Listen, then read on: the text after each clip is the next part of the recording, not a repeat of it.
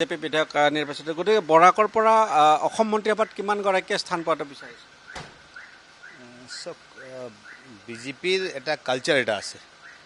আৰু মন্ত্ৰীসভা দিওঁতে আমি দেখিছোঁ যে প্ৰত্যেক জাতি জনগোষ্ঠীৰ সবৰ লগত কথা বাৰ্তা এটা পাতি কেনে মানে জাষ্ট এটা প্ৰত্যেকক যাতে প্ৰতিনিধিত্ব থাকে আৰু এইটোৱে ভাৰতবৰ্ষ আৰু ভাৰতবৰ্ষ যদি কোৱা তেনেহ'লে অসমৰ ভাৰতবৰ্ষৰ আমি মিনি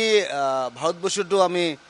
অসমখন ক'ব পাৰি কাৰণ আমাৰ বিভিন্ন জাতি জনগোষ্ঠী আছে সেইটো কাৰণে মই ভাবোঁ আমাৰ বিচক্ষণ মুখ্যমন্ত্ৰী হয় তেওঁৰ বিচক্ষণতা তেওঁৰ পাৰদৰ্শিতা তেওঁৰ ভাৰতবৰ্ষৰ বুকুত এজন মই ক'ব গ'লে 1 নম্বৰ বা 2 নম্বৰ মুখ্যমন্ত্ৰীৰ পদ মানে হেৰিয়াত আছে আৰু স্থানত আছে সেইটো কাৰণে মই ভাবোঁ তেওঁ ভাবি চিন্তি কৰি কেনে নিশ্চয় প্ৰত্যেকটা জনগোষ্ঠীৰ পৰা প্ৰতিনিধিত্ব দিব একৰ্ডিংলি আমি কাম কৰিব লাগে ডেভেলপমেণ্ট কৰিব লাগে উন্নয়ন কৰিব লাগে সমষ্টিৰ ৰাইজৰ আমাক ভোট দি কেনে আমাক বনাইছে উদ্দেশ্য এটাই হৈছে যে সমষ্টিৰ উন্নয়ন মই ভাবোঁ এজন মুখ্যমন্ত্ৰীৰ নেতৃত্বত আমি নিশ্চয় আগন্তুক দিন আমাৰ সমষ্টিৰ কামখিনি আমি কৰিব পাৰিম আমি ক'ব বিচাৰা নাই এইবিলাক ক'ব বিচাৰা নাই কাৰণ এটা কথাই আপোনাক কৈ দিছোঁ বিচক্ষণ মুখ্যমন্ত্ৰী হয় তেওঁ ভালকৈ বুজি পায় বেংগলী মানুহে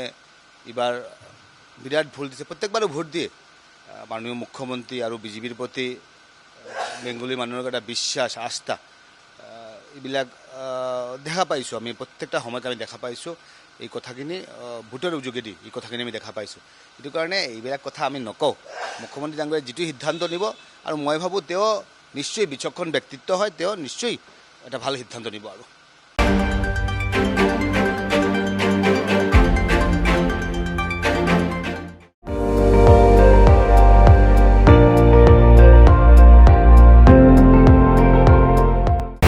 আপুনি চাই আছে ND24